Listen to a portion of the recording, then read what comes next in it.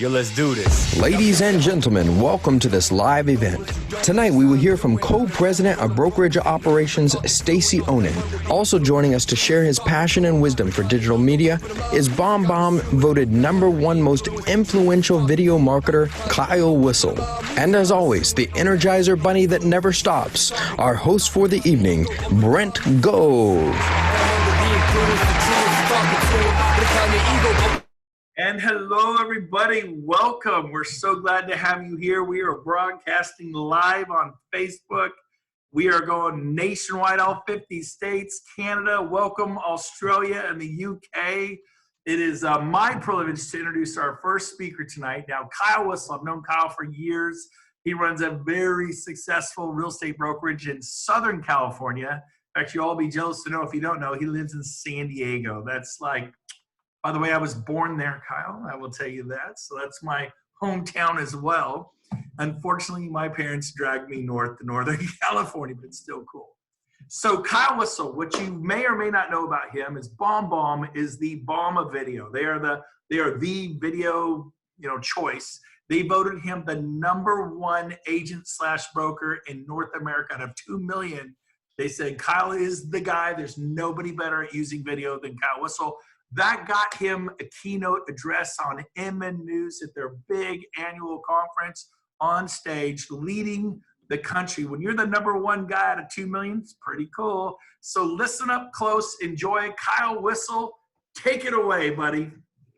All right, dude. Brent, I appreciate the opportunity tonight. This is going to be fun. It's 5 o'clock here on the West Coast, so we're drinking a little craft beer, which is fun with the green screen here. Hopefully you guys are having a cocktail too. Let's have some fun tonight, guys. What I want to talk to you about, I'm going to pop on here. I'm going to share my screen. And I want to share, I actually put this deck together today because I have a deck that I typically share, but I didn't feel like this was time to just do the typical video slide deck. I felt like I wanted to do something a little bit different tonight. So I really custom tailored this deck tonight to exactly what's going on in the market today. I really want to make sure that we're all going out there, that we're crushing it right now with video in this COVID-19 environment. This is different than what it was a month ago. We all need to shift our video strategies right now. So let's dive into this. The first thing, and I want to just get this out of the way first thing, this was the best image I could find of a mirror. So just roll with me right now. So if you have a mirror near you right now, I want you to grab that mirror.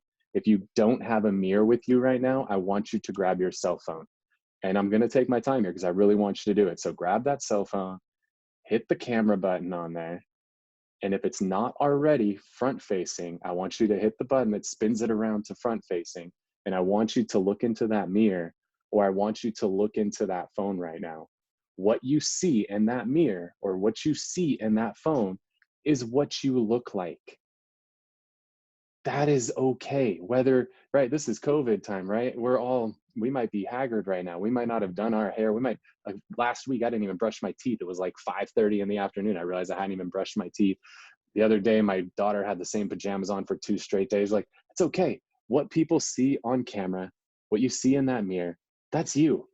And you've got to accept that. You've got to accept who you are. Don't try to put on a front, try to put on an image that you're somebody you're not.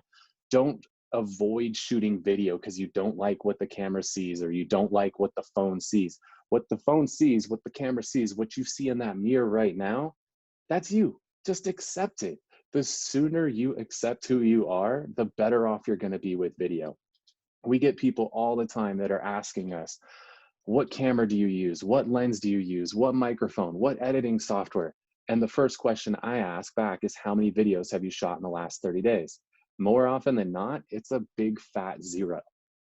Why are people not shooting the video? Because they don't like the way they look on camera.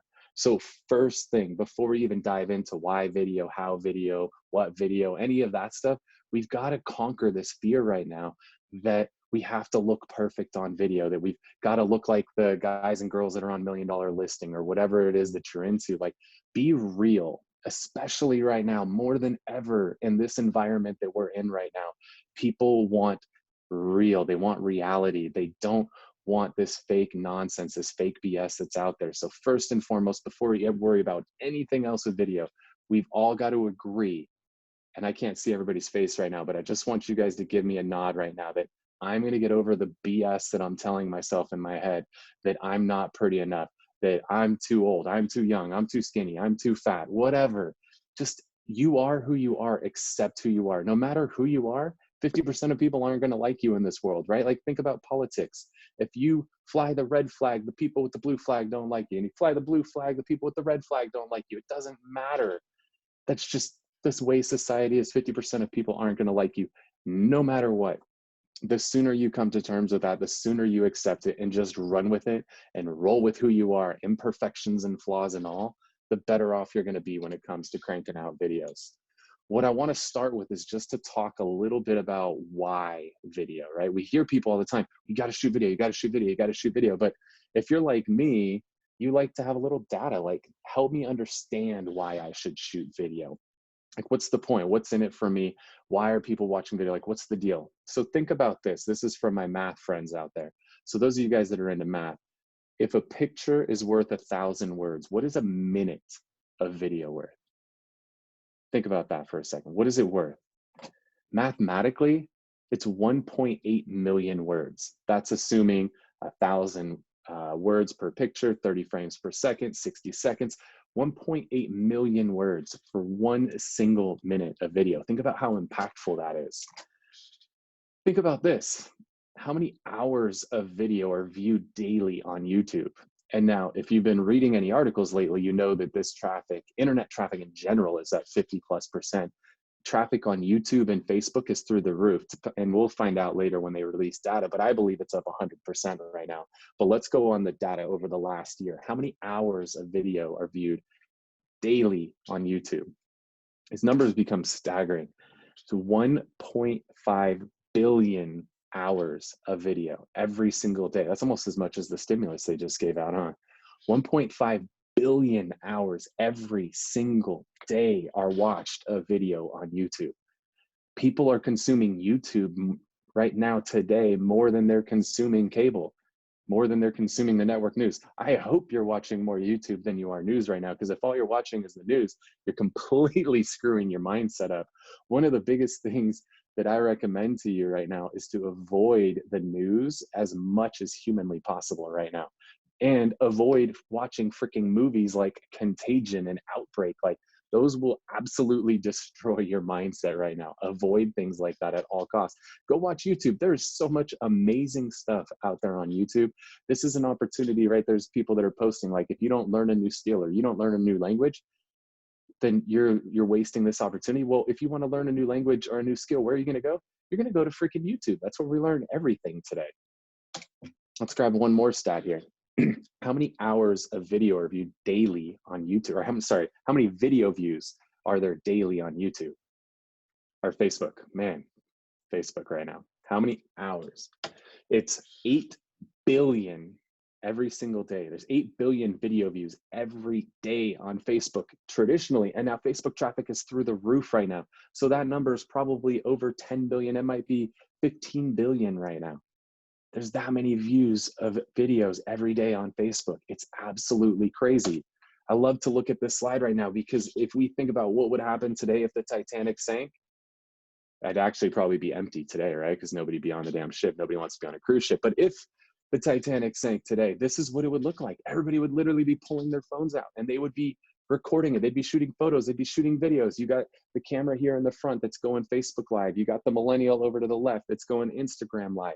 Like, people would literally pull their phones out and shoot video of it. Like, that is the society that we're in today.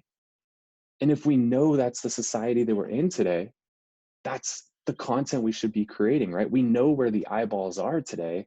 Let's create the content that's where the eyeballs are at. So I want to talk a little bit more about why. And this is Moravian's model. And some of you guys, I actually learned about this at a Tony Robbins event. But this is his model of communication. And he studied how communication works, right? Why is everybody doing Zooms as opposed to just doing a group text thread? Why is everybody doing Zooms as opposed to a conference call right now? It's because of this, and this is why. If we look at the pie of communication, only 7% of communication is the words that we say. So if we're trying to communicate with our clients, with our community, with our agents, with our teams, with our families, and all we're doing is just sending text messages and emails, we're only hitting 7% of that effective communication model. 38% of it is the tone with which we say our words. So if we were doing a conference call, now we could get words and we could get tone. So we could hit 45% of effective communication. But there's one big missing piece of this pie, and that's the body language with which we communicate, which is why we're not texting and emailing, which is why we're not doing conference calls, which is why we're all on Zoom, which is why Zoom stock has been shooting through the roof, right? It opened up last year at 60 bucks a share, trading well over 100 bucks a share. It's one of the few stocks that's gone up in the last 30 days as opposed to down, is because in order for us to effectively communicate, we need to do it with all three of these things. Well, in this COVID-19 world, we can't be face-to-face with people.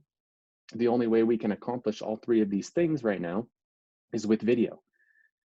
So it's crucial that you guys are shooting videos. Like I was on a call earlier today with one of my team members, and she's like, oh yeah, my husband's doing great. He sent out like 40 text messages today. I was like, how many of those had video? None. Well, what did he really accomplish? He accomplished 7% of it. He really missed the boat. He missed the opportunity to include some tone and some body language. Because one of the things that's really important today is we've got to show some sincerity in what we're saying. We've got to show some empathy in what we're saying. We've got to show that we care in what we're saying. How do you do that in a text message with a freaking emoji? Like, is that really enough right now? I would argue that it's not.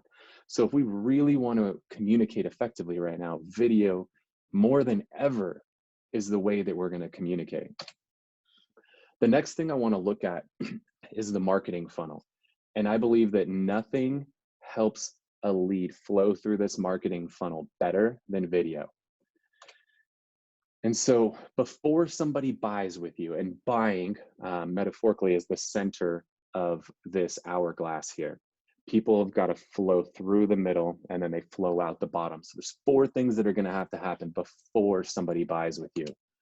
And the first thing is people have to get to know you. There's a lot of ways that you could do this. Traditionally, the way that a lot of realtors like to do this is they want to farm a particular neighborhood. So what do? A lot of people teach this 8x8 campaign. So you're going to send out 8 postcards over 8 weeks. And then you're going to send a postcard every 2 weeks after that. That's how you're going to get people to know you. I don't know about you, but postcards are expensive. I mean, if you want to farm a neighborhood of 5,000 doors and it costs you 50 cents a postcard, I mean, you're talking, that's a lot of money. That's 2,500 bucks every time you send a postcard out. You're going to do that 8 times. There's $20,000 to get started. And then you're going to spend $5,000 a month to stay on that. Like, that's a lot of money, but that's what a lot of us realtors do when we want people to get to know us. I would argue, if you want to get people to know you, what about doing it with video? How much does it cost you to put a video in front of 5,000 people? Does it cost you $10,000, $20,000 to put a video in front of 5,000 people? No. Does it cost you anything? Not if it's good content. You could get that video in front of 5,000 people for free. So it's really important. We've got to get people to know us. The second thing is we've got to get people to like us. Now, we could send these postcards out over and over, right? 8 in the first 8 weeks and 1 every 2 weeks thereafter.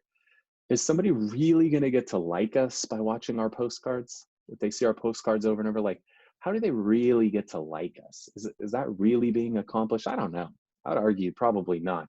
If anything, you might annoy them, right? Because, oh, here's another one from the realtor. Oh, there's another one. Subconsciously, there's some effect of that. But overall, like, are they really getting to like you? I don't know. But if you could shoot a video, and we're going to talk about 10 video ideas, I promise you by the time you shoot these 10 videos, people are going to like you. you're going to accomplish getting people to like you far quicker and for far less money if you're shooting video than if you're just bombarding them with postcards.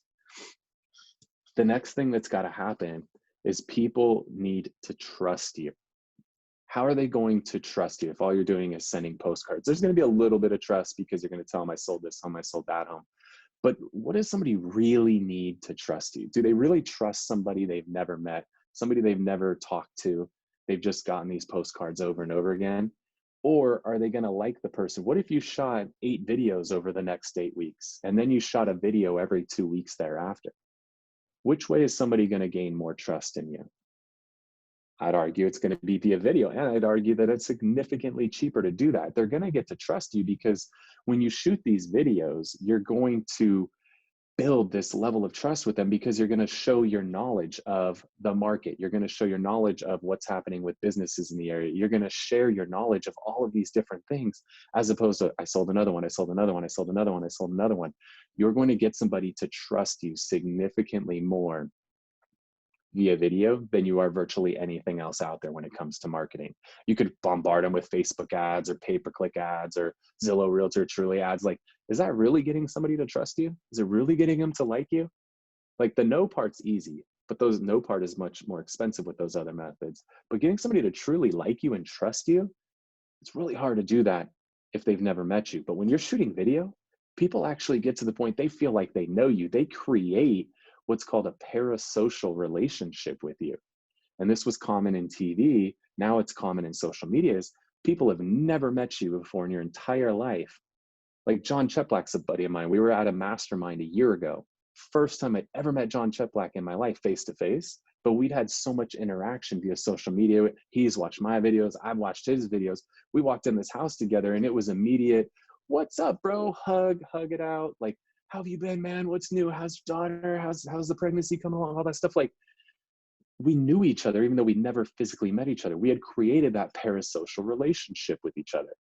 People are doing that with you via video. They're not creating a parasocial relationship with you because they got your postcards or they saw you on, a Facebook ad of you or pay-per-click or any of that stuff.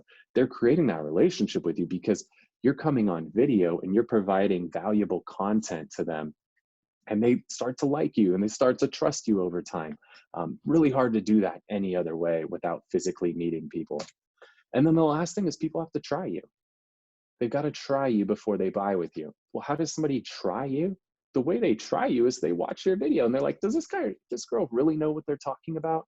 And then they pop on and they see this video of you, boom, what's going on with the market in San Diego? And you just break it down. Here's what's happening with pendings and here's what's happening with solds and you lay it out. Here's all the stats and then here's what this means to you and here's how I interpret it. And if you're thinking about buying, this is what you should be doing. If you're thinking about selling, this is what you should be doing. That's how people try you today. Or they try you by watching your reviews. What if you have a killer reel of testimonial videos? Now, testimonials are on like reviews on a Zillow or Google or Yelp or something like that. Those are okay. Those aren't bad. But we all know there's a million fake reviews out there. But how many fake testimonial videos are there out there? I mean, if you're paying somebody to record a BS testimonial video for you, like karma's probably going to get you. I'm just saying. 99% of the testimonial videos that are out there are legit.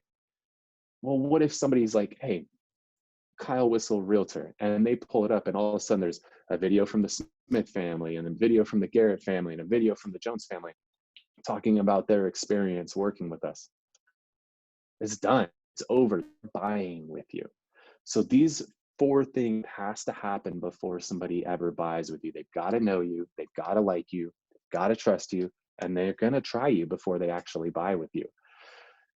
This is what has to happen. I would argue with you that there is no quicker, no easier, and no cheaper way to accomplish these 4 things in our industry, especially today, than doing it with video. And then here's the beautiful part. This is where a lot of realtors stop.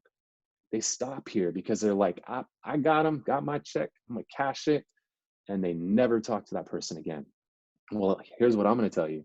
Those realtors, they're struggling right now because they've never actually taken the time to create lasting relationships to get the bottom of this funnel out of the way, or the bottom of this hourglass. They've been so focused, I got a new transaction, I'm done. I'm going to follow up with my next pay-per-click lead. I'm going to follow up with my next internet lead, my next whatever. But they forgot about what happens after.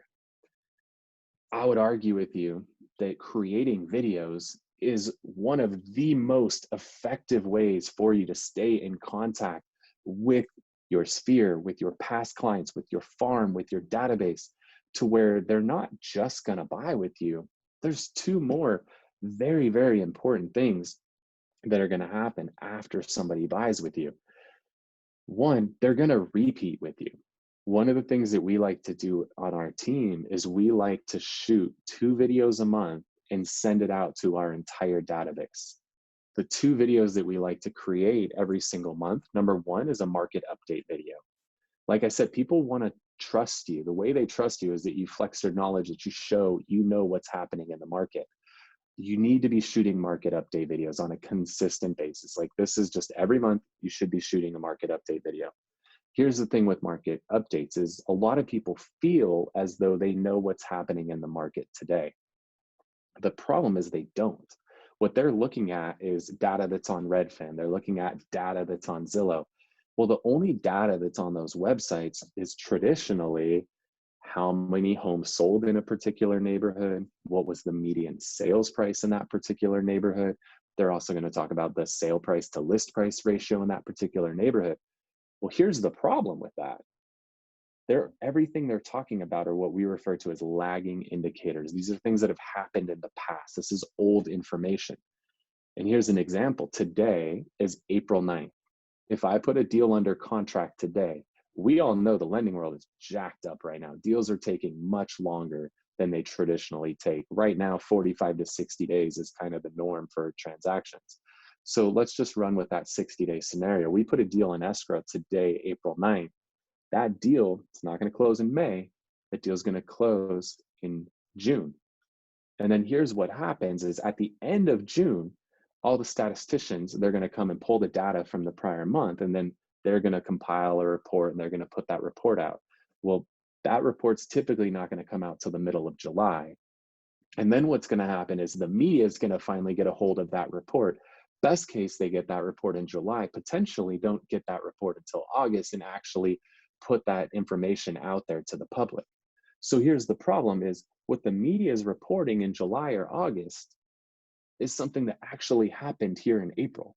So what's happening today, the media is not going to be talking about until the summertime. How valuable is that data? Like, that data is so outdated. It's so old. They're really not helping.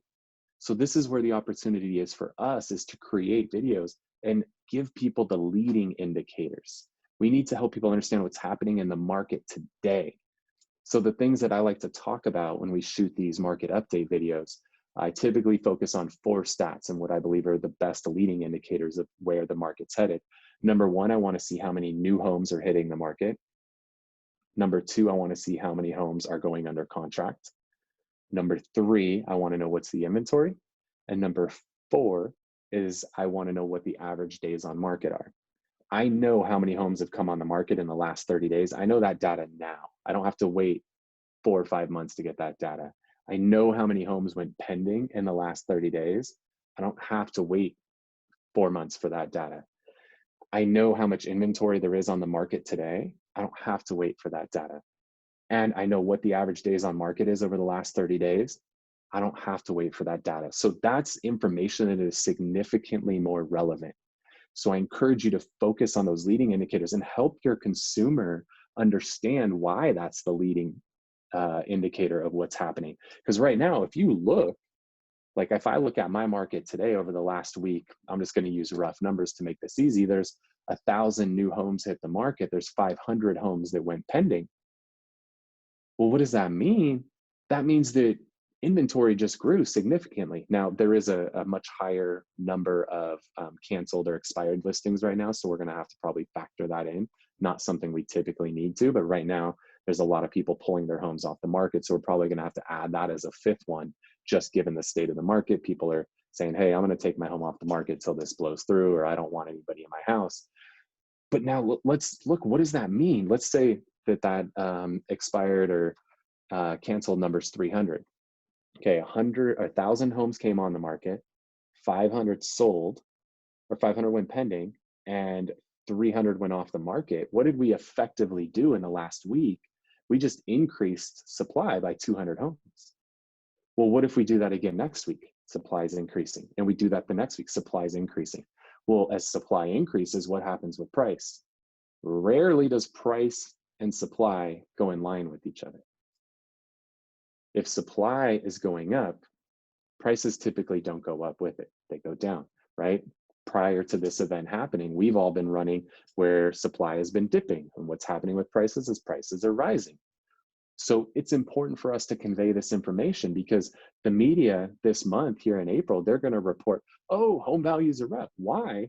Because they're reporting what happened back in like December and January when the market was red hot, right? So they're going to be reporting bad information. It's our job, it's our duty as a realtor to present that valuable information. When I present that information, it's impossible for somebody to not get to like me and trust me, because I'm giving them the inside scoop. I'm giving them the data, the information they're not getting anywhere else. So that my client, after they buy a home with me, they're like, oh my gosh, Kyle's really on top of things. He's really keeping me up to speed with what's going on. It's very logical that they're going to repeat and do business with you again. It's also very logical that they're going to refer their friends to you. One of the important things when you shoot those videos is to make sure that after you go through the data, and again, don't go too much data. I've seen people go like 10 data points. You're going to lose people unless they're a high C, which is a small percentage of this world. You're going to lose people. So don't go too deep in the weeds with the data. Just focus on those 4, maybe 5, because you got one new one you need to talk about today. But here's the most important part. At the end of that video, I like to end every single video with this. If you're thinking about buying, boom, hit them with what that means to them. If you're thinking about selling, here's what this means to you. That's the most important part. It's the part that people always forget. They always forget that part. They just like, this is up 5%, this is down 10%, up, down, up, down. What the hell does that mean? Again, they can look up data. They don't know how to interpret that data. That's your job. That's where you come as the expert. That's how people get to know you, like you, and trust you. In addition to that market update video, we like to do a second video every month. That second video, what we want to do in that is we want to answer an FAQ, a frequently asked question. Something I learned early in my career is if there's ever a question you've been asked 3 times, you're going to get asked that question 300 times. So you might as well shoot a video about it. And here's what's great. You're going to shoot this video. You're going to send it out to your database. Again, you're going to show them that you're knowledgeable, that you're trustworthy. They're going to get to like you more because you're showing your personality on that video. But here's the thing. You shot this video. You stayed connected with your past clients who bought with you, so you're more likely to get repeat and referral business. But if 3 people ask that question, 300, maybe 3,000, maybe 3 million other people have that same question, you throw that video out there on social media, you throw that out there on YouTube, people are going to find it because people are Googling that same question. So that question today might be, what is a jumbo loan? Because maybe they heard on the news that jumbo loans got cut off. What is a non-QM loan? Maybe they heard about that on the news, but they don't know what it is. They're going to Google that stuff. And when they Google it, they're going to find your video, because who owns Google or who owns YouTube? It's Google. YouTube videos are showing up in the search results on Google right now. So there's so many birds you can knock out with that one stone of shooting some effective videos. But that's the marketing hourglass, or the marketing funnel. They've got to know you, like you, trust you. They're going to try you. Then they're going to buy with you. Once they've bought with you, you stay in contact with them. The best way to do that is with video. They're going to repeat business with you, and they're going to refer people over to you. So Stacey, I don't know if you are aware we were going to talk about great ask today, but what I want to do next is I built a framework for how to create videos. And I came up with this acronym, great ask. Now I will give credit, this guy Onnen Video came up with the great part of this. I added the ask to it. It was a perfect marriage. But this is going to give you a general framework that you should use in every video that you guys create. So we're going to start with the ask end first. And so what ASS stands for is audience. Every time you're creating a video, you really want to think about, who is the audience? Who am I targeting with this video? We should never just throw videos out there completely thoughtless and not have at least an idea of who the audience is that we want to target. So right now, there's a lot of different audiences you could target. You could target your community, you could target agents, you could target your past clients, you could target your friends. There's a lot of different audiences out there, but every video you create, there's got to be a specific audience that you have in mind. The second thing is you got to think about the situation or the problem. Like, what am I going to address in this video? I've been shooting some videos lately that have been done really well. They're targeted towards small business owners. That's who my audience is. I'm running videos right now specifically to small business owners. What is the situation? Everybody's screwed right now, right? Like a lot of these businesses, I have a ton of friends that own restaurants. If you've never seen our video series, Everything East County, I encourage you guys follow it on Facebook or Instagram. We've created hundreds of videos over the years, helping local businesses and to promote them. So I have a lot of friends that friendships I've built up over the years of all these small business owners. So I wanted to shoot a video to help these people out. A lot of them, they're on the brink of shutting their business down forever, not just laying people off, but shutting their businesses down. So I want to shoot a video to help them. So the situation is they're screwed, right? They're scrambling. They've laid people off. They might be closing. So I've now got to provide a solution to them. Well, what's the solution right now? The solution right now is to make sure they're aware of all the different things that are out there to help a small business. What are those? There's the SBA loans, there's the EIDL loan, there's the PPP loan. There's also something called work sharing where they could furlough somebody as opposed to laying them off and share the work, and the person could still collect unemployment. Like there's all these things that are out there. So I've been shooting a lot of videos specifically for this lately. And so when I'm shooting these videos, I'm also thinking in my head, like, how does somebody get to know me, like me, trust me, try me?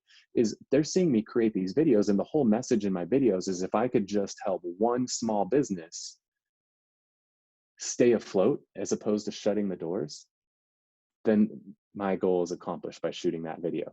If somebody doesn't like me for trying to help out small businesses, right? How does somebody not like you when you're just taking time out of your day to share what you know? So that's how you should think about every video. Before you shoot it, just at least have these three things in mind. Who is my audience? What's the situation? And what's the solution? Then we go to the great part of this. First thing you want to do in your videos is you want to grab attention. Where I see a lot of people make mistakes is they're shooting recorded videos. We'll just focus on those specifically right now. They shoot these recorded videos, and the first 10 seconds of the video is their logo like mythically appearing on the screen, and it's like fading in and then it fades out. That's the first 10 freaking seconds of the video. That's insane. Nobody wants to see that crap. Here's what happens when somebody is scrolling through Facebook right now or scrolling through Instagram. It's swipe, swipe, swipe, swipe, swipe. If when they're swiping, they just see your logo pop up on the screen, swipe, swipe, swipe. What are you doing to grab their attention? If I put this picture of an ass on the screen, I might actually grab their attention, right? They might actually be like, ooh, wait, what's that one? And scroll back down to it. The key is you've got to create a thumb-stopping moment when you first start those videos out. So if you're shooting something of a restaurant, again, which is something that we've done a lot of, when you shoot that, don't start with you on the screen, although you might be absolutely beautiful. I'm sure you are. You haven't brushed your teeth, it's 5:30, you got 2-day-old pajamas on. It's cool. But that's not what people want to see first thing, I promise you. Start out with a picture of the sexy food that the chef just made with the cheese oozing out of a hamburger, right? Start with something like that on the screen, because if somebody's scrolling through, that might get them to stop. If you're shooting a video of a property, don't put you on the screen first. Start with something that's the sign that's in the front of the community. I live in a community called Sky Ranch. If the first thing on the screen is me or even a house, like, is somebody really going to click with it? Probably not. But if the first thing on the screen is the image of the Sky Ranch sign, as they're scrolling through, they're like, oh, wait, that's my community. Because a home in Sky Ranch looks like a home in Weston, looks like a home in Riverview Village. They all look the same. That's not going to grab somebody's attention. But if they see the Sky Ranch sign as they're scrolling through, that's going to stop their thumb. That's going to grab their attention, and they're actually going to watch the video beyond the first couple seconds. Another one, if you're doing Facebook Live, like, the first shot has got to be something. My boy Sharon, he starts every video with his fingers doing this on the screen. That grabs your attention. It's different than everything else. It's different than the person who's just standing there with their cell phone in front of their face and you just see their face first thing. So think about what is it that you can do to grab attention at the beginning of that video, something that's going to stop the thumb. Second thing is you want to repeat the situation. So you've got to open that video up and you've got to repeat, what is the situation? Like, why are you shooting this video? Okay, so hey, if you're watching this video, the goal today is to give you 3 specific things that you can do if you're a small business owner to keep your business afloat and take care of your employees. Like, there's your situation. So come out with that right away, grab their attention, and then tell them what they're going to hear about when they watch that video. Next step, explain the solution. You've got to talk about what's the solution. All right, so here's your 3 things. Number 1, mortgage forbearance. Number 2, SBA loan. Number 3 is work sharing. And then dive in and explain what each of those solutions are. What you want to do is actually prove it too. Like, some of the ways that you can actually prove something like this is pull up, like the way that I did it with this video, is pulled it up on the screen, an article about forbearance directly from Fannie Mae, and an article from Yahoo talking about how the banks are doing mortgage forbearance. Like, prove it, show them. Because it's one thing for you to tell people banks are doing mortgage forbearance. It's another to show them an article from Yahoo. It's another to show them an article from Fannie Mae. When you actually prove it, they get to trust you, right? That's important. They like you because you're shooting this video telling them how to keep their business afloat, but do they trust you? Maybe they don't know you yet. This is the first time they've been exposed to you, but then you show them that article from Yahoo, like, oh, this is legit. Like, this guy's for real. So you've got to actually prove it. And then this seems like, this is really the thing that people miss the most, because they just seem like everybody should know what to do. If they watched the video and they liked it, they should just call me. Well, should they call you? Or should they text you? Or should they go to a link? What link should they go to? What should they do when they get to that link? Don't just assume everybody knows what to do at the end of your video. When you're done with that video, tell them what to do. Well, this particular video that I shot, I didn't want anybody to call me. I just wanted them to share it. I said, hey, if you watch this video, you got value out of it. You know other small business owners. What I want you to do as soon as you're done with this video, hit the share button, share it with other small business owners out there. Let's help out the community. Let's keep as many businesses afloat as we can right now. So make sure to share this video. Thank you guys for watching. Like, that's what I wanted them to do at the end of that video. Maybe at the end of your video, you want them to text. My buddy Jesse from Call Action, he's a wizard with this, text for info stuff. Maybe it's text SBA to 555-1212 to get a link to all of the information. Whatever it is, like, you've got to be very, very specific, and you've got to tell people what to do at the end of a video. Never assume they know what they're supposed to do. You've got to tell them what to do. All right. So I want to dive in. 10 videos for you guys to shoot right now. If you guys want to stay connected with me after this, best way, my Facebook's been full for a long time, so follow me on Instagram at Kyle Whissel. I'd love to stay connected with you guys. So I think we've laid a lot of framework for why video. We've talked about how. Oh, Siri loves talking about video. We talked about how video, why video, kind of the funnels, all of that stuff. But what I want to do is give you 10 specific videos to shoot right now. I'm not giving you some generic 10 list. I'm giving you 10 very, very specific videos. And some of these, my boy Tom Ferry came up with a few of these. So definitely want to make sure I give credit where credit is due. The #1 video that you can be shooting right now, today, April 9th, in the middle of this COVID crisis, Facebook Messenger videos. These are solid gold right now. You need to be shooting. Our team has a goal to shoot 10 videos every single day. Here's what I love about Facebook Messenger videos. The maximum length is 15 seconds. You can't go longer than 15 seconds. It literally stops recording you after 15 seconds.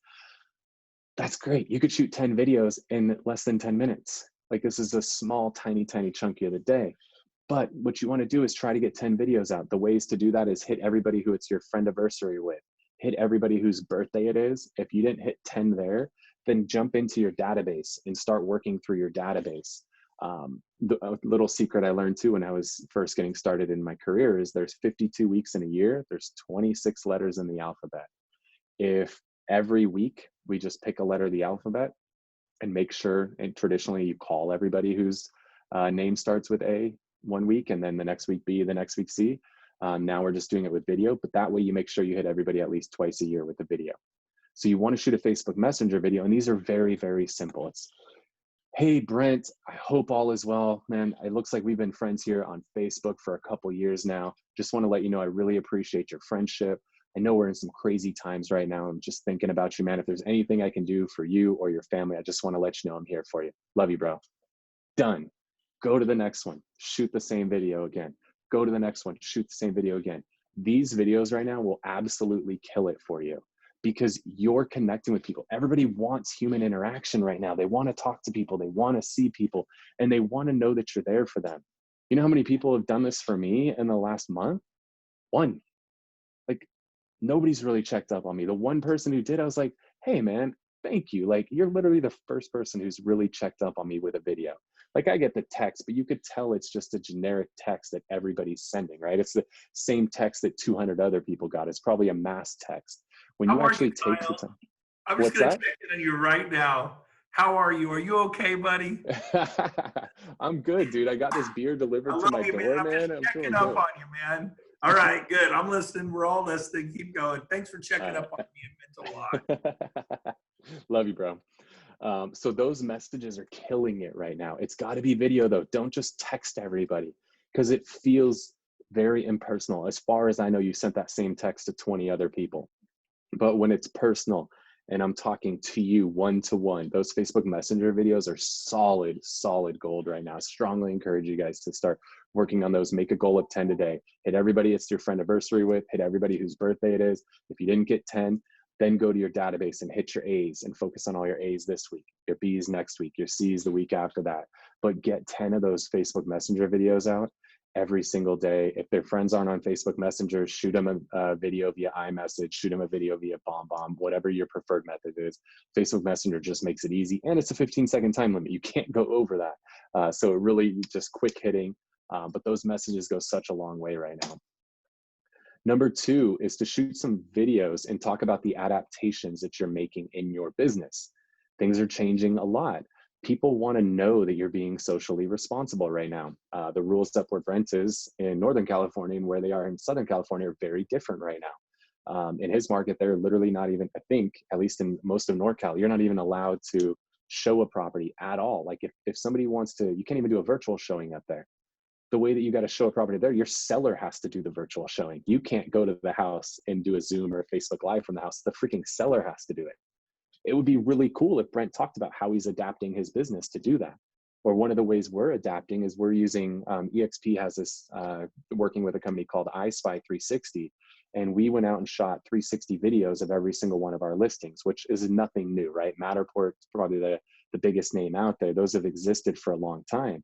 But what Matterport doesn't do is give the ability to interact. What iSpy does is it creates this 360 video so the consumer can be in there and look around, look up, look down, spin around, all that. But then they can hit a button while they're on that iSpy tour. And then it's literally going to combine Matterport and Zoom together. And both of our faces are going to pop up on the screen in a video chat. And now we can talk with video while we're going through that 3D tour. That's a badass video to talk about that.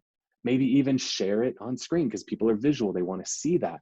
So share the adaptations that you're making in your business. Next one is donation drives. This, especially if you want to get into farming, one of the girls on my team, she's just moved to San Diego. She really wants to farm. Told her, you're going to do an 8x8 campaign. The way you're going to do it is you're going to do 8 donation drives over the next 8 weeks. So you're going to find 8 different charities in your neighborhood, and every week you're going to run a new donation drive. So whether that's the food bank, whether that's the homeless shelter, whether that's the senior center, you're going to find, and maybe you can only find 4, but here's the thing, you're going to do 1, 2, 3, 4, and then you're going to come back around and do 1, 2, 3, 4 again for a total of 8 weeks. Right now is such an amazing opportunity to give back, right? We're so fortunate. Like there's so many people right now that are screwed in their lives. Like we're over here in our team meetings talking about making a $5,000, $10,000, $50,000 commission. There's other people that are, talking about selling a cup of coffee and making 10 cents every time they sell a cup of coffee. Like we're so damn fortunate in the position we are in this real estate industry. We need to be doing our part to give back because I think we're far more fortunate than a lot of other people are. So give back to your community and chronologue it on video, right? Shoot a video talking about who your charity of the week is, right? And who you're looking for donations to benefit. Shoot a video of you promoting it. Shoot a video of you picking up all the donations. Shoot another video of you dropping it off. You just got 3 videos out of that each week. So now what happens? You do 8 donation drives over the next 8 weeks, 3 videos every single time. You just shot 24 pieces of content over an 8-week period, all about you giving back to the community. You want somebody to know you, like you, trust you, try you. This is an amazing way for you to do that right now. State of the market, right? We talked about that a little bit earlier. Like this, and we got to keep people updated pretty regularly, weekly, at least bi-weekly at a minimum. We've got to be updating people what's happening in the market. And part of it is to make sure people know real estate's still happening, right? We got to make sure they know it hasn't shut down, even though it's changed. It's still happening, right? Like I talked about, there's 500 properties went pending in the last week. Hi, beautiful. Oh, go show mommy, okay? All right, you guys know how it goes, right? You've been on these Zooms where your kid comes in the room. That's why we have this. All right, do a state of the market. Talk about what's going on in your local market. Here's another one that's really important. Man, how many of us are struggling with mindset right now? Like, holy shit, like it's crazy to keep your head on straight right now. Like I feel like half of my job right now with my team is just keeping their mindset straight, keeping their heads on straight, keeping them focused, you know, eyes on the prize, making sure they're good. Like my sales manager and I are literally split up the duties. We have 50 plus people on our team. Our goal is to call every single one of those people one by one each week. So he's calling them all, I'm calling them all. They're going to get 2 personal one-on-one check-ins every week. Like that's something that we're doing on how to maintain a positive mindset on our team. Maybe you could share what you're doing to keep a positive mindset, whether it be with your team, with your family, with your community, but share that. Maybe there's a certain podcast you listen to every day. Maybe there's a certain blog you listen to every day. Share that via video. Tell people, what is it? Here's how I keep my head on straight. Like I got my Peloton bike behind me. Like that's an important part of me keeping my mindset. Like I get on there every morning. I ride that bike. I sweat out all my stress, all my headaches, my problems. I get off that thing. I'm feeling good about myself, right? Share what it is that you're doing to maintain that positive mindset. Next up, share some of the tips. Work from home. Like, what are you doing? How are you getting through this? Are there certain technologies that you're using? One of the things I've been talking about a lot with my team, with kids like I do with a 3-year-old, is talking about how we're using sprints. What is a sprint? A sprint is where you have a very defined period of time to get stuff done. So like with my family, I have a 9 to 11 sprint. And then from 11 to 1, I hang out with my family. And then I have a 1 to 3 sprint. And then from 3 o'clock on, I'm hanging out with my family. So for each of those 2-hour blocks, those are sprints for me. And I know, and my wife knows that for those 2 hours, I need to just be uninterrupted in GSD, just get shit done during that time period. So that's something that I'm doing. That's what I could share with people, is how I'm using sprints, because now I get 2 focused hours, gets focused on my family for 2 hours, and then 2 more focused hours to sprint. So share, what are those tips that you're doing? If you've got kids, share what it is, right? Homeschooling, this is new to almost everybody out there. How the hell do you homeschool a kid? I don't know, I got a 3-year-old. I'm figuring it out. I don't really know. If somebody's got a better way to do it, I would love to hear it. And I'm not the only one. If you got it figured out, or there's even just one thing that is working for you, share that with people. Also, if there's something that's not working, share that too. People love to hear what's not working. They almost want to hear what's not working more than they want to hear what is working. So share, what is it that's working for you with homeschooling with your kid? Next up, date night at home ideas. This is a tough time, right? Like we're around our spouses way more than we probably ever been for most of us. You still got to keep that romance. Like my wife and I go out for at least 1 date night a week traditionally.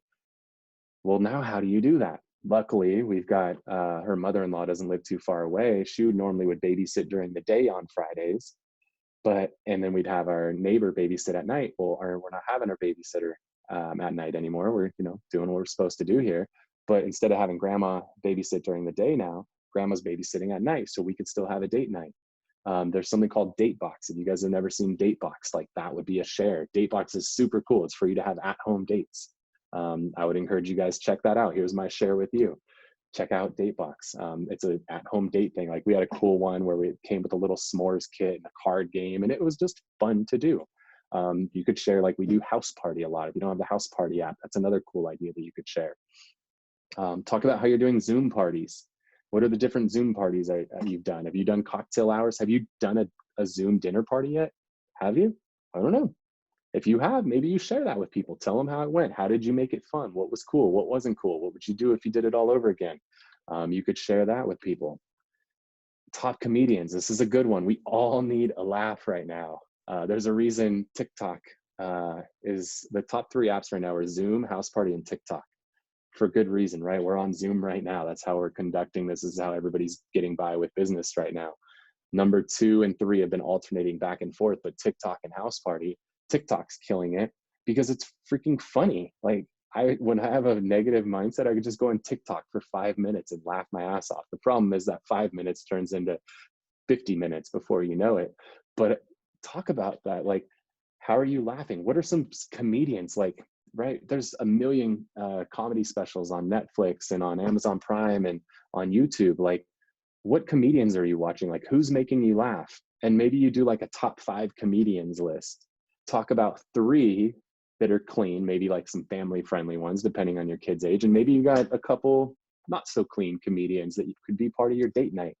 Maybe you and your wife, you guys want to hang out and have some drinks and pop a bottle of wine and just laugh your ass off. Share that. People would love to find out what comedians you guys are watching right now. Share that with the world. We all want to have a good laugh.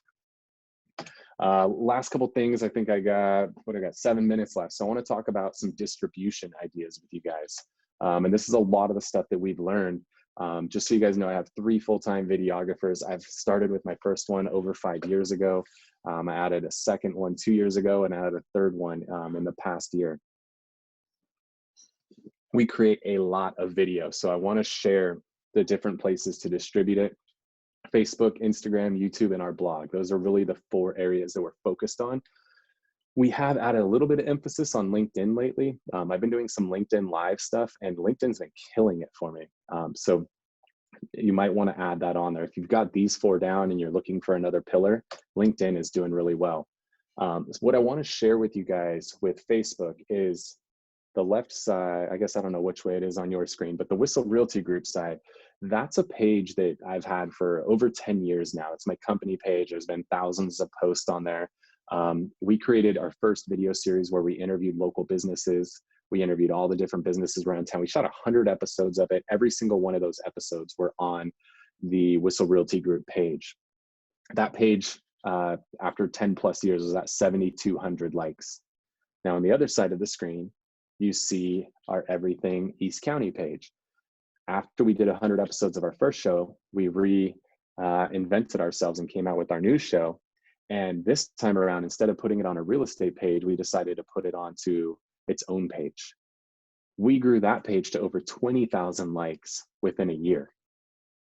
What that told us is that people don't want to like a real estate page. If you're going to start a page and you want to feature restaurants or local businesses or whatever it is you want to go after, create a separate page for it. People are much more willing to like a page that has nothing to do with real estate. So I wanted to share that lesson, but Facebook is great.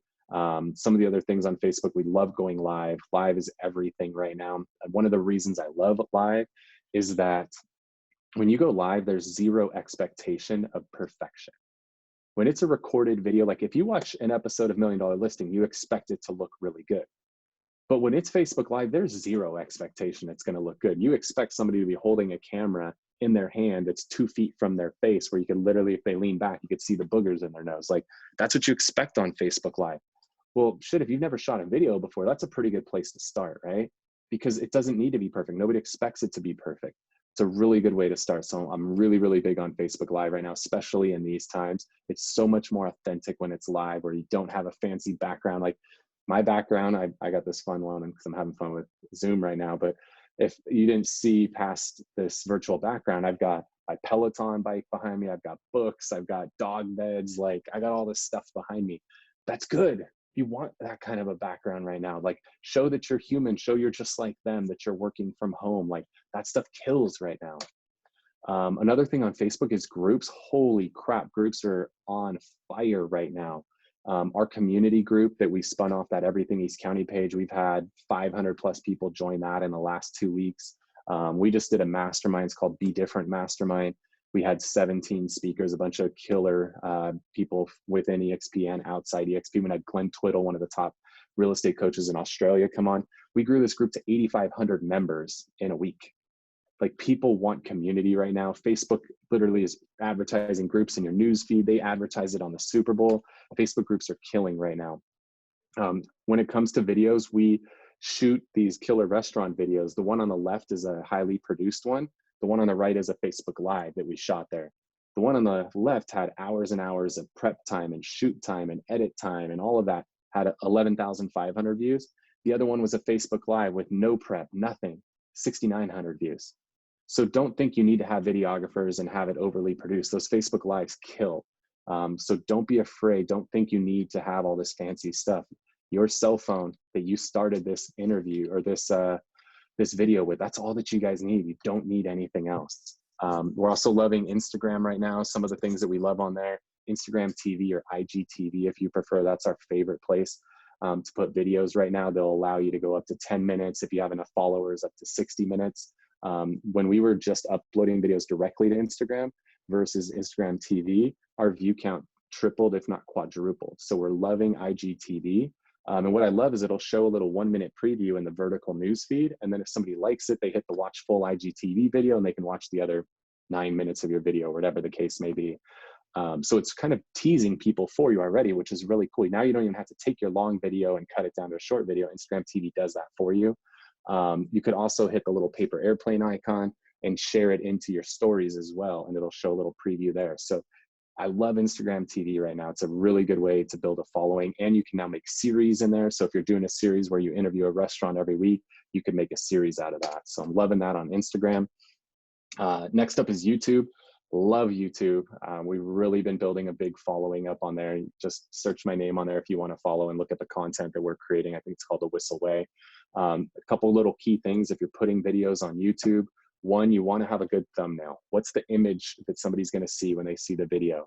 If you're just using whatever YouTube pulls up, it's just going to be like a shot of your face all jacked up. Like, that's not what you want. You want to have a good thumbnail that's going to tell people what they're going to see. If you need help making those thumbnails, Canva, canva.com is a really good place to make those. A couple other little tips is put some thought and time into the title of your video. You should have that ask in mind, the audience, the situation, the solution. Like, have that in mind when you're putting that title together.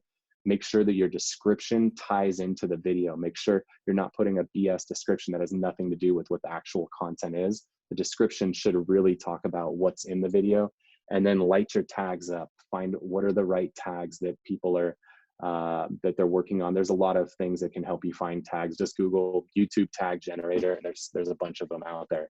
But make sure you're doing all that stuff when you're creating YouTube videos. The reason I love YouTube videos, again, is Google owns YouTube. When you do a Google search now, YouTube videos are showing up in the search results. So we should have every video we've ever created should end up on YouTube. Even if you do a Facebook Live, when you're done with it on a computer, you can hit the 3 dots and download that video and then upload it straight to YouTube. That's a killer way to do it. Or you could even go YouTube Live now, which is something we've started dabbling in. Another thing that I really like with YouTube is that, like, this is a restaurant that we featured on our show. When we were done, we sent them all, some instructions and links of what to do. The restaurant took the video we created and put it on their homepage of their website.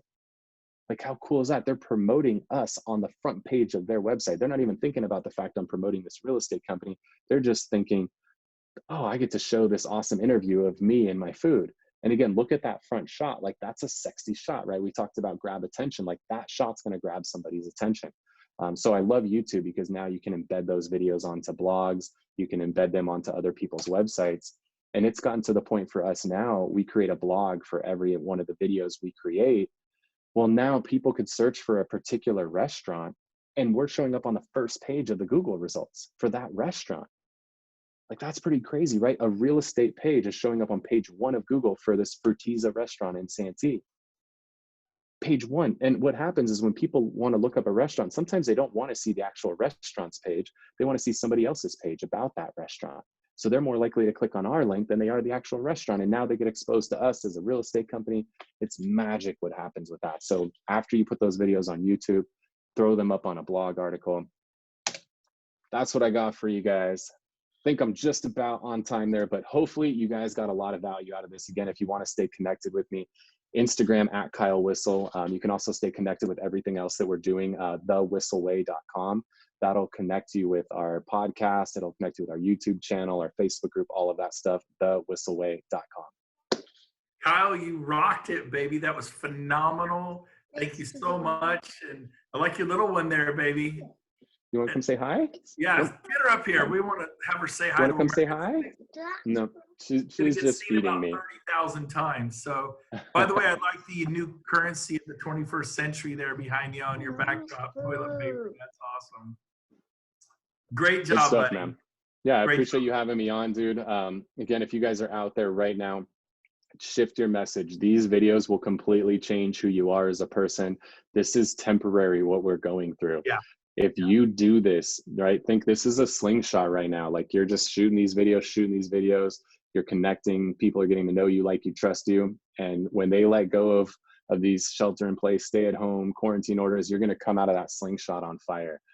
This is one of the best things you can be doing during this time right now. I took pictures of every single slide. This was phenomenal. I'm so excited. I'm just like, yes. So thank you. Everybody's stoked. People were texting me like crazy. This is so good. It's gold. So love it. Thank you, Kyle. You're amazing. So thanks, dude. Appreciate it. You earned it. Okay, so switching gears for Mr. Kyle Whissel, I get to introduce the president of eXp Brokerage Operations, an amazing human being. There she is, Stacey Onnen. She is amazing. Stacey. Okay, and Kyle, you made me snort laugh. You just need to know that. I literally snort laughed in my own house. That was awesome. Good. Yes. Did you know you were going to talk about great ass tonight? I loved it. I got text messages when you did that. I love how he's, didn't freak out when his daughter came in. I loved how he's just being real and authentic. He's even got a little stubble there. I like looking it. good, baby. Hey, and my pajamas are not 2 days old. Yeah. Anyway, so Stacey, thank you for being here. Absolutely. You've done such a great job with eXp. I mean, it's like a privilege to have you on. Wait a minute, I gotta do this. I'm gonna do this. Oh, Kyle jumped off. Come back on, Kyle. Still there? Did we lose him? We're gonna lose him. I don't know if he's not gonna. Oh well, I was gonna do a selfie with you, me, and Kyle. But Since we're not yet together, we're gonna do it this way. Yeah. I guess it's you and me. All right. Me. So, obviously these are some crazy, unprecedented times in real estate. I'm 54 years old. I've never seen anything like this, and it's really cool. But like Kyle was saying, this is not going to last forever. It's going to pass. We're going to come out of here like a slingshot. We're going to be shot out of a cannon. It's going to be awesome. So let's start off with right now. What is happening with eXp? Like, where are we this year over last year? What's the growth been like? You've been like holding on to this incredible rocket ride of eXp. What's going on? What kind of growth? What are we seeing? It's pretty crazy. I look at the simple fact that when I got here in March of 18, Brent, you guys were at 7,000 agents. Yeah. Fast forward my short 2-year tenure, you're at over 28,000, approaching 29. It's crazy. And then I look at, we're Glassdoor's best place to work. Then we look at Real Trends that came out. I think we had 6 or 7 awards. I can't even keep up anymore. Best independent brokerage, like #1 in transaction sides, #2, #3. I mean, we've just done amazing.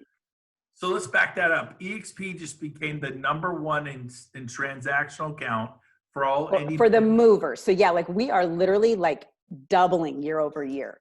And that's huge. People used to say, well, eXp, those agents don't sell real estate. Well, and I think the most fascinating fact, and like Dave talks about this all the time, is we didn't necessarily double our agent count in 19, right? But we more than doubled our transaction volume. So what that says about the agents we have here, not only are we attracting agents, but we're attracting incredibly productive agents. And once they get here, due to things like this, like the events you guys hold, the way you guys teach each other. I mean, I remember coming to Tucson and seeing you and Jeff do that event down there. It was just how to get people to sell more real estate. I mean, that's why we doubled our production. It's incredible just to see in the short time I've been here, how far you guys have brought this company. It's insane. Oh my gosh, it's just booming. It's so exciting. Cool. This month is like best month ever. And we shut down on the 10th of March. It's been about, a month and we are just like booming. I couldn't be more excited. We've been sheltering in place for a month. I'm in Sacramento, Northern California. You're in Phoenix, right? Yep. And I know just on Monday alone, we had 175 properties go pending. And we've been sheltering in place for a month. There's such a demand for real estate. Rates hit Absolutely. 2.9% again today. It's just Yeah. awesome. Well, and I think, and that's one of the things Kyle was talking about, and one of the things you and I had talked about earlier was the fact that, when we went through what I always call the dark times, like 2009, 2010, we learned so much. And so when we're looking at this one, it's like, okay, all right, yeah, got this.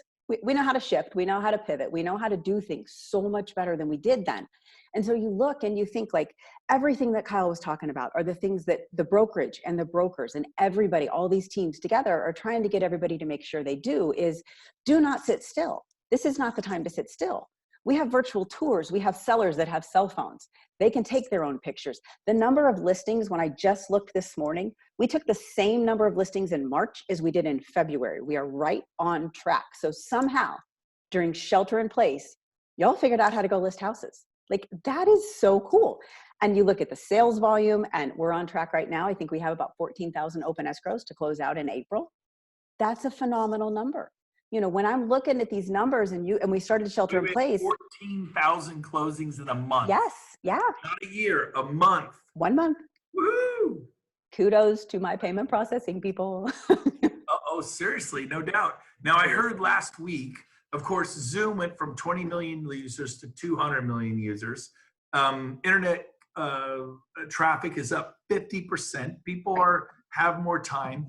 We normally have 10, 15, 20 classes a week happening throughout the cloud. And I heard last week a stat, we had 140, because people got rooms and booked stuff. And they did commercial real estate, residential real estate, luxury real estate, investor real estate, contract review by our state brokers, on and on and on. We had 147 classes in the cloud. It is a smorgasbord. If you want to learn something, you can learn something at eXp. It's so true. And, Dave was giving me the figures and so was Curtis Dixon. There was a couple classes where they had like 300 and 500 people in them.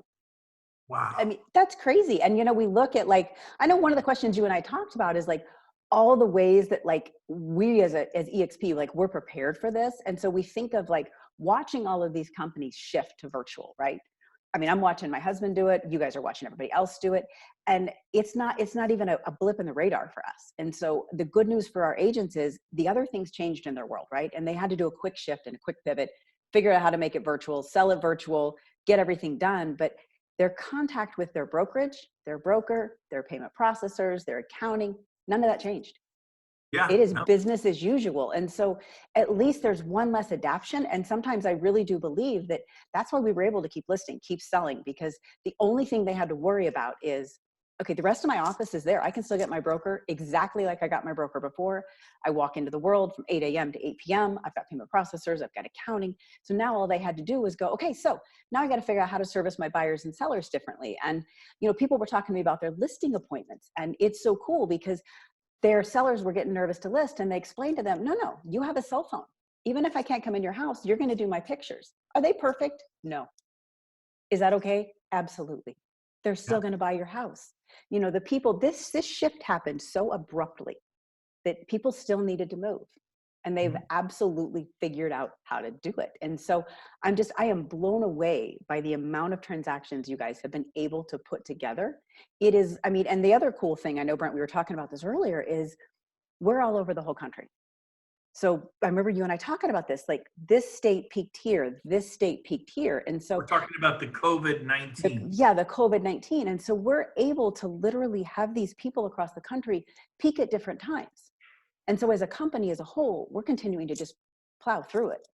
And I think the other cool thing for me is the environment we're in, watching the agents give to each other, teach each other how to do this. It's just been phenomenal. And it's not something you get everywhere. Right? Yeah. I tell people all the time, eXp is not perfect. What company's perfect? Please raise your hand. We'll beat you up right now. Nobody's perfect. eXp isn't perfect.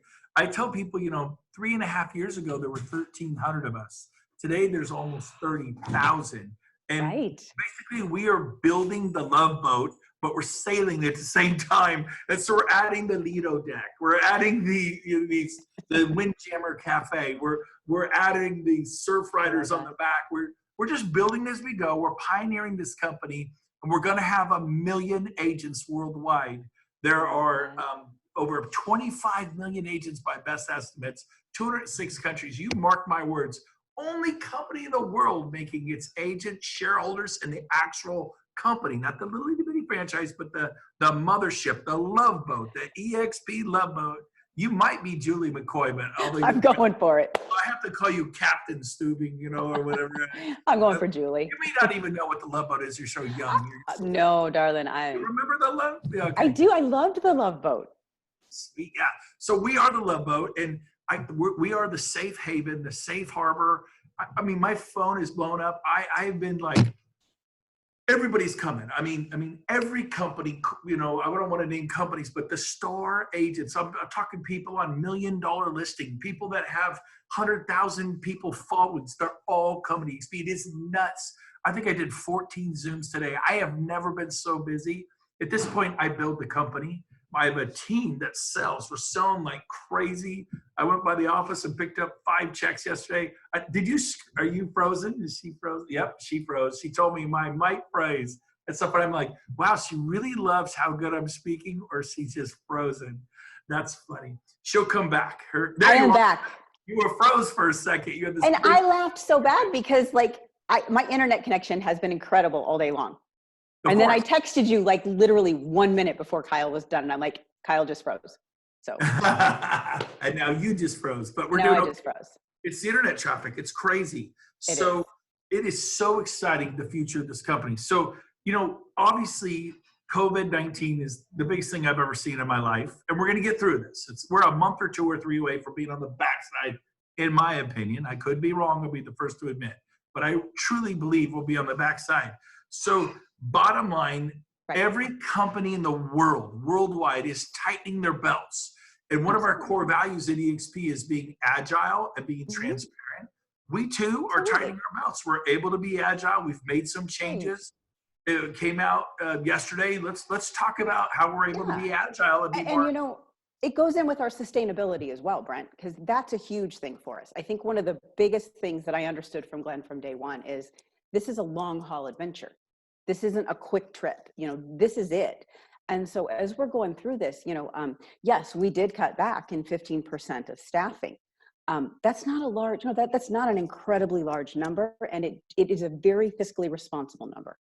And you're right, when you look across the industry, everyone's doing it. For us, the advantages are, and it's not easy to do. And right. And I think one of the cool things too is because again, our office is so accessible by anyone in the country, any time of day, it actually, it will not affect the agent's ability to get service because they're still going to have the office to go to. There's no office to not go to anymore. There's no staff not in there. We were able to consolidate the entire country's staff as to where had we been in brick and mortar, we would have had to lay off one of the 2 of us, and it would have been a direct impact. At least this way, they can still come into the world, and there's plenty of people in accounting and plenty of people in payment processing. And we wanted to be responsible to the agents who are shareholders and ensure that our staffing and our costs are at a level that will keep us on the right side of the numbers throughout this. Because again, we're not certain how long it's going to go. I keep dusting off that magic 8 ball and shaking it, and the answers just aren't getting the right ones for me. But we're doing a really good job at just making sure that we're doing the right thing and that everybody's being taken care of. And it was a hard decision. You and I have had those conversations. Very hard. For the staff that did get let go and independent contractors and this, that. But, you know, I mean, we got to be fiscally responsible, and we have to, and we're able to do that. I have friends who own large franchises, and one of them, he just signed a 7-year renewal back in September. His lease is $43,000 a month, and it's just sitting empty. And they don't cut him a slack on that. They're like, oh, Dad, don't worry about last month. There's a big corporations own these, and he's just racking up debt, locked into a contract. Another friend of mine owned these are all huge franchises. If I said the name, I'm not going to, but his lease, he signed in October, 10 years, $55,000 a month. And it's going to take him down by the neck. And I'm just like, wow. And then they have all the equipment. They have all the services they've signed contracts for. Right. And agents are going, I can't get paid. We are closing deals and getting paid same day. This is how we work. I went into technology. They're fixing my computer. Send me an email, and then I see the cursor move over. Didn't miss a beat. When I was at my old company, there are tech people were at the office where they can't get. So there's no tech support for a lot of people. Accounting, I go and check on all my stock, check on all my real estate commissions, check on the revenue share. Like you said, we haven't missed a beat. We were built for this. eXp was built for this moment. Absolutely. And we are the safe harbor, the safe haven for real estate brokerages. And you as agents can still walk right into your broker's office. There's no social distancing issues. Walk right in. They're in there. Put your contracts on the wall. You're still communicating in the same way. So it's one of those ways that I think we've been able to offer a consistent comfort level to everybody that at least our working environment did not change. It's amazing. Yeah. So let's wrap up tonight with this. The future of eXp. I mean, where do you see us going in the next year or two or three? What kind of are we going to be in more additional countries? Last year we opened in the UK and Australia. Yeah. The year before or two before Canada. And then I know we're looking at France and Germany and Spain, and there's other options. Where aren't we looking? Yeah. I think that's the cool thing too, is I don't even think you and I could guess even remotely correctly how many countries we're going to be in a year and a half from now. I think if we guessed, we'd probably underguess. I just think we really would. And then I look at, so not only are we going to be in the different countries, but the growth team goals. Like right now, Dave has a firm belief right now that this is the time that we beef up our agent population. We beef up those agents that are out there selling. And I think one of the coolest shifts that I've seen even in the brokering end is, your brokers are out there and they're doing the first and foremost, keeping up on all of the government orders, on everything that needs to be done to make sure you guys know how to sell real estate effectively in your state. But the other main thing that they're focused on are the same things that you guys have been doing here tonight. And I think that's where the agents are blessed, is they're getting from their brokers, okay, it's great that we're trying to show virtually now, but how do I make sure when this market opens back up and we release that floodgate that you are 100% prepared to capture every bit of business that you possibly can? And so as the eXp agents, you're hearing it from your broker in all of those classes you and I were talking about. You're hearing it from agents themselves, where it's boots on the ground. And this is your neighbor out there still willing to tell you how they're selling real estate, even when times are tight. So then I look at, okay, so I know we had planned, and hopefully, we'd love to be around 40,000 agents at the end of the year. It's absolutely possible, and I would never be surprised if we surpass that number in a moment. I think we're going to hit 100,000 agents faster than we realize. And right now it's funny, if I could look at the bright side of where we're at right now, it gives us a brief moment to breathe and regroup and get everything systems even better, and so I just think it's great. I am so impressed at how fast the agent shifted, how fast the broker shifted, how fast the entire company shifted, just to make sure that as soon as all the other floodgates open back up, which I don't even feel like they were completely shut. We talked about sales numbers, so it's just, I really do truly believe that we're going to be incredibly amazed at how quickly we go to record numbers as soon as everybody's outside of their house again. I tell you, I'm so excited about what the future holds. People are so much hope. And in the meantime, we're loving people. We're checking on people. We're checking on our clients. That's key. You don't need to bring up real estate. Just go out there and love people. Check up on them. Do your thing. Use Kyle's video. It's been amazing. Do you know how many agents I've heard, Brent, tell me that they have been working their database and they have been making those calls, never talking real estate, and they are still getting the listing from the buyers immediately? Yep. One of my agents picked up enough leads yesterday, just at the grocery store, picking up essential items and checking it. She got like $3 to $4 million worth of business yesterday. She wrote an offer for $950,000 tonight. She got another couple want to list their home for $650,000. Average price Sacramento was like $400,000. By the way, I'm in Northern California. You're in the Arizona area. I think Phoenix or somewhere out there. That's right. We talked about that earlier. So to wrap up today, I don't know if Quinn or Rob can put up on the screen. I would like to tell everyone about an event we're doing in August. Now, this is a cool backstory, Stacey. You have a minute? Yeah. 2.5 years ago, Stroop and I go, let's go golfing with like Rob Flick and Gene Frederick. Scott Lewis heard about it. He's like, I got 3 buddies. Then there were 8 of us. And then it was like 2.5 weeks away. We all flew to Phoenix, went to Scottsdale, stayed at the JW Marriott. Next thing you knew, 78 people flew in from the US and Canada. They just wanted to golf, swim, hang out, do a little masterminding. It just was like completely organic. The next year we did it, we had 400 people fly in. The next year we did it, it was last August, we had 1,200 people show up to the Red Rock. Not a company event, just some of us agents getting together. This year we're going to be in Dallas at the Gaylord Resort. And there it is. What timing? August 26th, 27th, and 28th. We're expecting thousands and thousands and thousands to show up. And this is just from 4 of us that were going golfing 2.5 years ago. Cool. We reached out to Tony Robbins and said, will you fly in? And it's 3 days long. It's $197 for the whole 3 days. And I said, Tony, would you show up? He's flying in his G4. He's going to be our keynote speaker the last day. Tony Robbins. I've been in real estate 24 years. I never heard Tony Robbins at Remax or other companies. I don't mean to say names, but the point is this. That's cool. This is awesome. I'm telling you. Absolutely. So we're so excited. Get your ticket. By the way, flights are $70 to any city. You can't beat it. Just book some flights. You can use them later. Absolutely. We truly believe we'll be over the COVID-19 crisis by the end of August. Get your hotel room, get your ticket, and get your flight. The $197 general admission is going to sell out. Then it goes to $297, but it moves you closer to the front stage. And then there's a $497, which puts you all the way up. And then there's a platinum package. So there's a variety of tickets for a variety of budgets. And we want to be sensitive to people's financial. But if you need a ticket, get one before those $197 are gone. Stacey, you're amazing. Thank you, guys. For today, you want to say to the world as we grow around the world? I think just for me, seriously, and I know I've said this a ton lately, I am so stinking proud of how our agents have absolutely been the most resilient, and I call them scrappy in the most lovingly way, because I just think we've figured out how to survive any market, and it's showing right now. So kudos to everybody. They've done an incredible job. We are not surviving. We are thriving. The love boat is for real. Check out eXp. By the way, if you're watching this, because some of the consumers are watching this.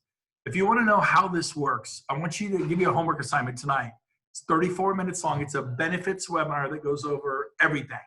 We actually have healthcare available to our agents that they can purchase. It's amazing. Valid retirement options, stock awards. So go to themodelexplained.com. That's themodelexplained, past tense.com. And then call the person who invited you to be on today. Call them. Don't call me. Don't call Stacey. If you just stumbled across this, call a friend at eXp. Find somebody. Call them and say, tell me more about eXp. We are having thousands and thousands and thousands and thousands and thousands of agents join us in the last 90 days. The move is on. This is a movement. It's not Airbnb was a movement. Uber, Netflix, Google. These are movements. These are the titans of industry. And we are fortunate to be a part of this. And the agents get to come along for the ride, and the brokers. They do. So, by the way, Quinn told me I had to say this, my social media guy. If you enjoyed the conversation tonight, go ahead and like and follow my page at Brent Gove. That's facebook.com/Brent Gove. Go ahead and like and follow my page at Facebook. There you go. I made my social media guy happy. I love it. And a huge shout out to Rob and James for absolutely killing it as always. Thank you, Rob, James, Quinn. You guys are amazing. Kyle Whissel in San Diego.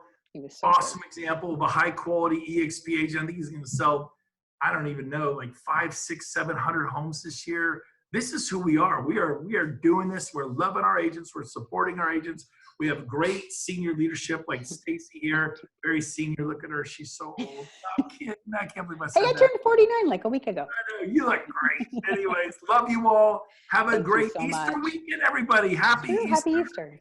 Thanks, Enjoy Brent. yourself. See Thanks, ya. guys. Bye-bye.